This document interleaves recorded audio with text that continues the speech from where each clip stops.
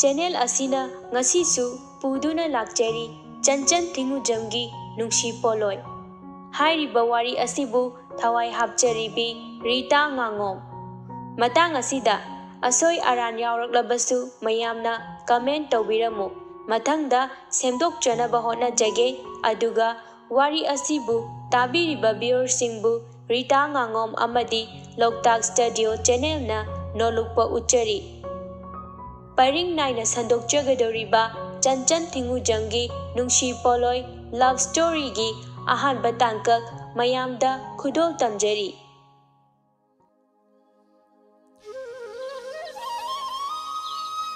Nongpok lomdagi numit tholakpa matamni asangbi machabu mapandagi kaurei Panthoi nangbu tabro amukta tholaune Ima taye Ima hala abo nga kayam phara age asangbi Loktak Lairembina Nungsibiduna ngasidi nga khara yamna hek pharae kaithenda yoluragane ichagi college ki ming chalunaba Panthoi Ima ai akhoi saida dum tamageda imphada amuk chatlaga tamdrasu imagi matingsu khara pangba ngamlaniye ai hojikti asangbi ihe yade ichadi akhoi saida tamba yade ko imana lairabi orasu ichagi mahaigi matangdadi ichagi damak ima honaganiye ichagi damak ima leiriko Panthoi nungaitana haira ami ima asangbi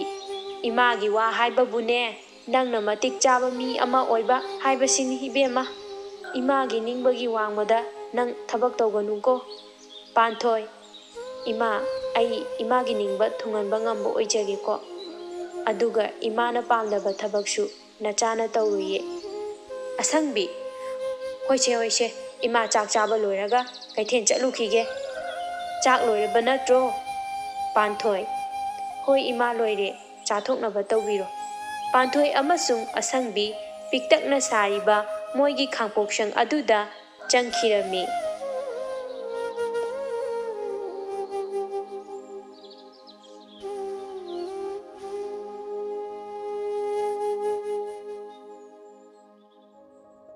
Mathangi numitni somdana athoiba mama mapana kena nauna yoklami nungai batana masaruk oiduna lagli adubu athoibagi masada phana yamna paisa pairabasu ina khulabasu napal haibado leite mi khudingmak phana da khandoi athoiba nupa ama oibagi awatpa amata leite masa wang chawi masak ngawi mina hek yengbada awatpa leite athoiba pakpi macha nupagi kada changlaktuna machabu hawdokli ihe ibungo tabro nangbo hawgatlone he thingne matamse athoiba mamana hawdorakpaduda mamitu noiraduna hairei ima hawjipu pung kya tarage pakpi kaidoragi chabo ngasidi thengadi pungbudi 8:30 tarabani he athoiba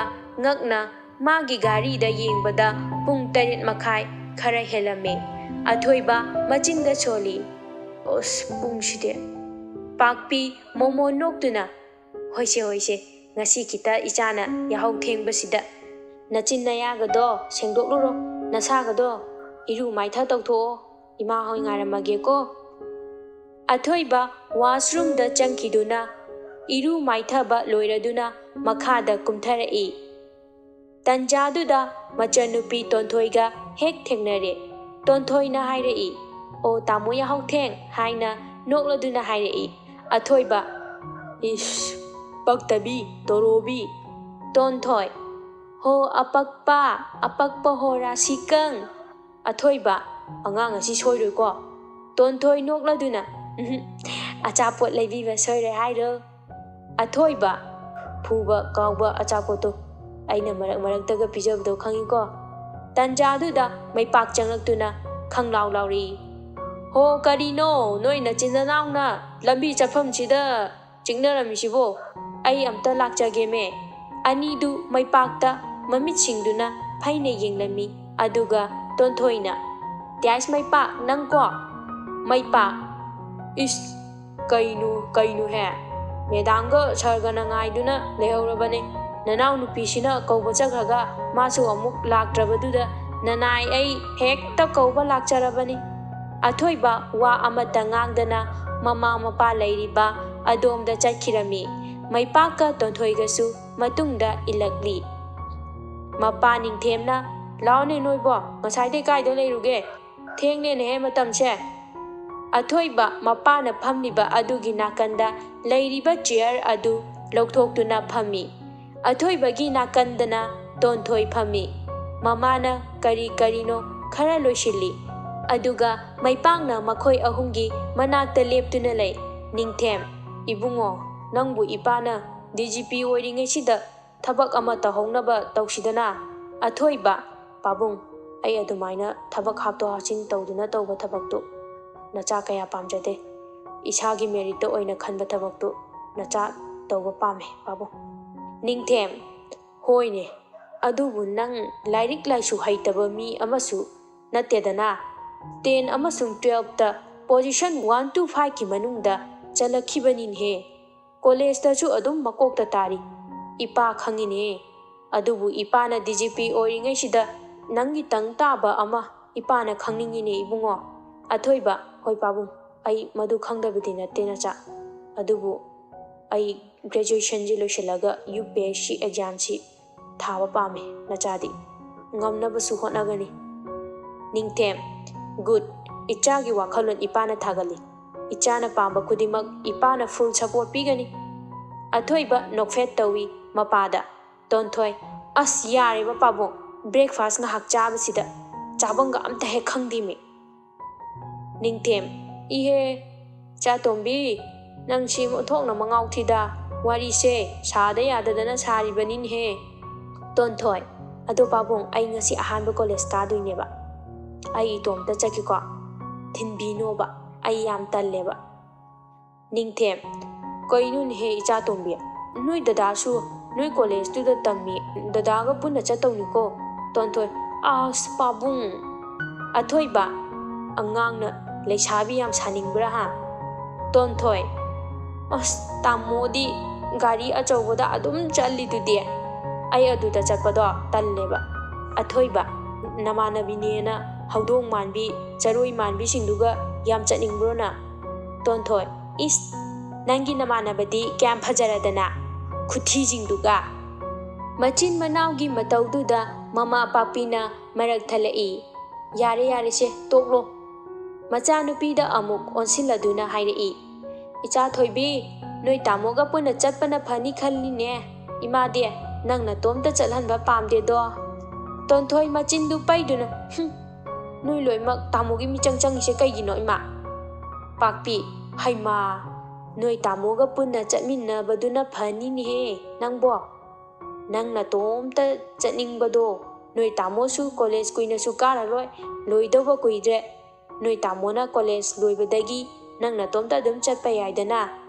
Tonthoi ho yaje ai akoi tamoga chakrage yarba si oirdia. Ningthem pakpi athoiba maipak moi punna tonthoida onsinduna noksilli. Tonthoi sauna kaida nokninga yawge saida si hairamaga paiduna magi karomda kakhatkre.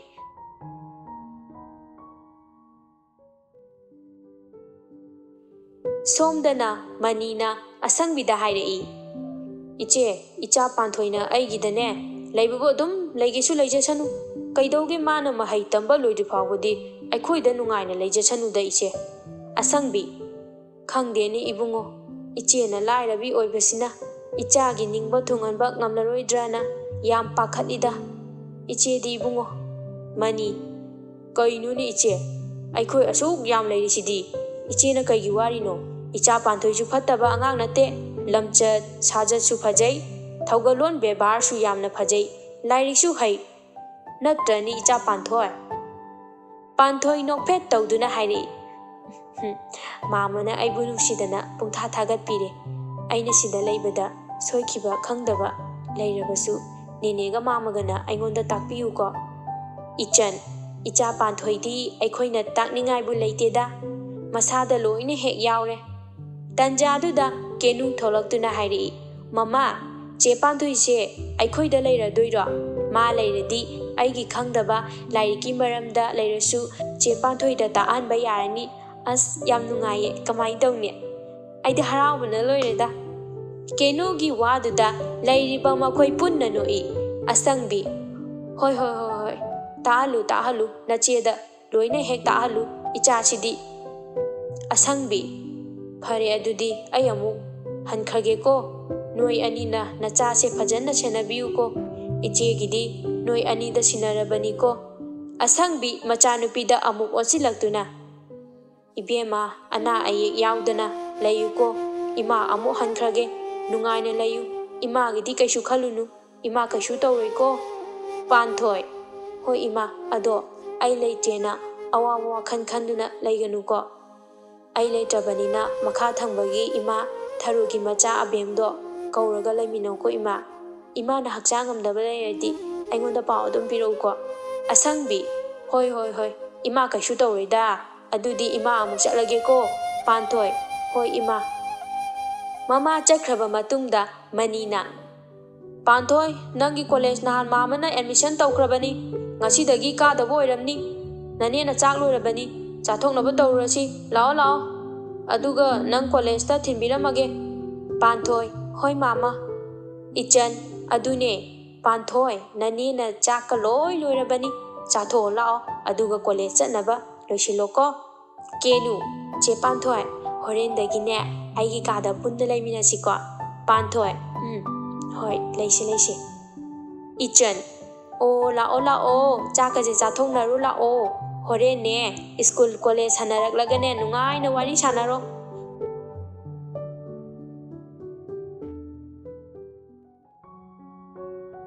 ꯅꯥꯀꯟ ꯑꯃꯗꯅ ꯑꯊꯣꯏꯕ ꯑꯃꯁꯨꯡ ꯇꯣꯟꯊꯣꯏ ꯄꯨꯟꯅ ꯀꯣꯂꯦꯖꯇ ꯂꯥꯛꯃꯤꯟꯅꯔꯝꯃꯤ꯫ ꯅꯤꯈꯤꯜ ꯑꯃꯗꯤ ꯔꯣꯍꯦꯟꯁꯨ college ꯃꯌꯥꯗ ꯑꯊꯣꯏꯕ ꯉꯥꯏꯗꯨꯅ ꯂꯩꯔꯝꯃꯤ꯫ ꯑꯊꯣꯏꯕꯒ ꯇꯣꯟꯊꯣꯏꯒꯁꯨ ꯃꯣꯏꯅ ꯂꯩꯔꯤꯕ ꯑꯗꯣꯝꯗ ꯂꯥꯛꯂꯝꯃꯤ꯫ ꯅꯤꯈꯤꯜ, ꯇꯣꯟꯊꯣꯏ, ꯀꯣꯂꯦꯖ ꯑꯍꯥꯟꯕ ꯀꯥꯔꯛꯄꯁꯦ ꯀꯩ ꯐꯥꯎꯒꯦ? ꯍꯥꯏꯗꯤ ꯅꯨꯡꯉꯥꯏꯕ꯭ꯔꯕ? ꯇꯣꯟꯊꯣꯏ, ꯏꯁ, ꯍꯧꯖꯤꯛꯇ ꯀꯣꯂꯦꯖ ꯂꯥꯛꯄꯗ ꯉꯥꯏꯔꯤ, ꯅꯨꯡꯉꯥꯏꯇꯦ ꯀꯃꯥꯏ ꯈꯪꯗꯣꯏꯅꯣꯕ ꯑꯩꯗꯤ?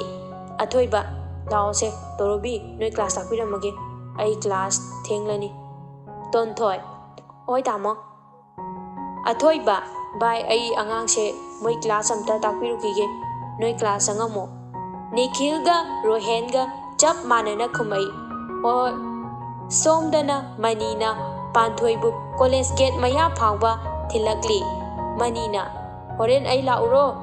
ꯄꯥꯟꯊꯣꯏ, ꯃꯥꯃꯥ, ꯍꯜꯂꯛꯄꯗꯤ ꯑꯩ ꯑꯣꯛꯇꯣꯗ ꯑꯗꯨꯝ ꯍꯜꯂꯛꯑꯒꯦ, ꯂꯧꯕ ꯂꯥꯛꯇ꯭ꯔꯁꯨ ꯌꯥꯅꯤꯌꯦ꯫ ꯃꯅꯤ, ꯌꯥꯒꯗ꯭ꯔꯅꯦ ꯅꯪꯕꯣ? ꯄꯥꯟꯊꯣꯏ, ꯌꯥꯒꯅꯤꯌꯦ ꯃꯥꯃꯥ꯫ ꯃꯅꯤ, ꯐꯔꯦ ꯑꯗꯨꯗꯤ ꯑꯩ ꯑꯃꯨꯛ ꯆꯠꯈ꯭ꯔꯒꯦꯀꯣ꯫ ꯑꯗꯣ ꯅꯪ ꯄꯩꯁꯥ ꯅꯨꯡꯁꯥꯗꯤ ꯌꯥꯎꯔꯕꯣ? ꯄꯥꯟꯊꯣꯏ, ꯌꯥꯎꯔꯦ ꯃꯥꯃꯥ꯫ ꯃꯅꯤ, ꯐꯔꯦ ꯑꯗꯨꯗꯤ ꯃꯥꯃꯥ ꯆꯠꯂꯒꯦꯀꯣ꯫ ꯄꯥꯟꯊꯣꯏ ꯀꯣꯂꯦꯖ ꯃꯅꯨꯡ ꯆꯪꯂꯛꯄꯗ ꯀꯣꯂꯦꯖ ꯃꯅꯨꯡꯗ ꯂꯩꯔꯝꯃꯤꯕ ꯃꯤ ꯈꯨꯗꯤꯡꯃꯛꯅ ꯄꯥꯟꯊꯣꯏꯗ ꯃꯨꯟꯅ ꯌꯦꯡꯗꯨꯅ ꯆꯠꯈꯤ꯫ ꯃꯤꯁꯤꯡꯗꯨꯅ ꯌꯦꯡꯂꯤꯕꯗꯣ ꯄꯥꯟꯊꯣꯏꯗꯅꯤ꯫ ꯄꯥꯟꯊꯣꯏꯒꯤ ꯀꯣꯏꯇꯛ ꯇꯥꯔꯤꯕ ꯃꯥꯏꯊꯣꯡ, ꯁꯖꯤ ꯃꯤꯇꯥꯒꯨꯝꯅ ꯇꯔꯥꯎꯔꯤꯕ ꯃꯤꯠꯁꯅꯥ ꯑꯅꯤ, ꯄꯤꯛꯇꯛ ꯇꯥꯔꯤꯕ ꯉꯥꯡꯇꯛ ꯇꯥꯔꯕ ꯆꯤꯟꯕꯥꯟ, ꯉꯧꯁꯣꯛ ꯉꯧꯔꯕ ꯃꯁꯛ ꯑꯗꯨꯗꯅꯤ ꯄꯥꯟꯊꯣꯏꯕꯨ ꯎꯈꯤꯕ ꯅꯨꯄꯥ ꯈꯨꯗꯤꯡꯃꯛ ꯉꯥꯎꯈꯤꯗꯕ ꯌꯥꯎꯗꯦ꯫ ꯄꯥꯟꯊꯣꯏ ꯋꯥꯈꯜꯗ ꯈꯜꯂꯤ, ꯀꯩꯅꯣꯅꯦ, ꯃꯣꯏ ꯀꯣꯂꯦꯖꯀꯤ ꯃꯤꯁꯤꯡꯁꯤꯕꯣ ꯂꯣꯏꯅ ꯉꯥꯎꯔꯖꯥꯠꯂꯣ ꯈꯪꯗꯦꯃꯦ, ꯃꯤꯕꯨ ꯑꯝꯇ ꯎꯖꯗ꯭ꯔꯤꯕꯒꯨꯝꯅ ꯑꯩꯉꯣꯟꯗ ꯂꯣꯏꯅ ꯌꯦꯡꯂ ꯆꯠꯈꯤꯁꯤꯕꯣ꯫ ꯄꯥꯟꯊꯣꯏ ꯃꯈꯣꯡꯗꯨ ꯊꯨꯅ ꯌꯥꯡꯅ ꯂꯥꯎꯅ ꯊꯥꯡꯗꯨꯅ ꯀ꯭ꯂꯥꯁ ꯊꯤꯔꯤ꯫ ꯀ꯭ꯂꯥꯁ ꯂꯩꯐꯝꯗꯨ ꯐꯪꯂꯗꯨꯅ ꯀ꯭ꯂꯥꯁ ꯃꯅꯨꯡꯗ ꯆꯪꯂꯛꯄꯗ ꯇꯣꯟꯊꯣꯏꯒ ꯅꯥꯎꯕꯤꯒ ꯅꯣꯛꯇꯨꯅ ꯋꯥꯔꯤ ꯁꯥꯟꯅꯔꯝꯃꯤ꯫ ꯄꯥꯟꯊꯣꯏ ꯆꯪꯂꯛꯄꯗ ꯑꯅꯤꯗꯨ ꯄꯥꯟꯊꯣꯏꯗ ꯌꯦꯡꯂꯛꯏ꯫ ꯇꯣꯟꯊꯣꯏ, ꯅꯪ ꯉꯁꯤ ꯑꯍꯥꯟꯕ ꯀꯣꯂꯦꯖ ꯀꯥꯔꯛꯏ ꯅꯠꯇ꯭ꯔꯣ? ꯄꯥꯟꯊꯣꯏ ꯇꯞꯅ, ꯅꯥꯎꯕꯤ, ꯑꯗꯨꯗꯤ ꯆꯞ ꯃꯥꯟꯅꯔꯦ, ꯑꯩꯈꯣꯏ ꯑꯅꯤꯁꯨ ꯉꯁꯤ ꯑꯍꯥꯟꯕ ꯀꯥꯔꯛꯄꯅꯦ, ꯂꯥꯛꯑꯣ ꯑꯩꯈꯣꯏꯒ ꯄꯨꯟꯅ ꯐꯝꯃꯤꯟꯅꯁꯦ꯫ ꯄꯥꯟꯊꯣꯏ, ꯉꯁꯥꯏꯗꯒꯤ ꯈꯪꯅꯕ ꯌꯥꯎꯗꯦꯅ ꯊꯋꯥꯏ ꯋꯥꯔꯨꯕꯅꯤ, ꯑꯗꯨꯕꯨ ꯃꯥ ꯍꯧꯖꯤꯛꯇꯤ ꯈꯔ ꯐꯕꯒꯨꯝ ꯇꯧꯔꯦ꯫ ꯄꯥꯟꯊꯣꯏ, ꯍꯣꯏ꯫ ꯇꯣꯟꯊꯣꯏ ꯅꯣꯛꯐꯦꯠ ꯇꯧꯅ ꯄꯥꯟꯊꯣꯏꯕꯨ ꯆꯤꯡꯁꯤꯟꯗꯨꯅ मखोइगी मनाक्ता फमहल्ली नाउबी मखोइ अहुम पुन्ना फमिन्नै ngahaki matungda oja changlekle class tuda ojaduna ngasidi ahan banina nasa nasagi introduce oina taunarasiko first bench nangi hana hairo panthoi tapna hogatuna sir aigi ming panthoi moirangdagi mathangda sir aigi ming tonthoi uripokdagi mathangda sir aigi ming naubi thangmaibandagi mathang mathang magi magi ming laifam hainari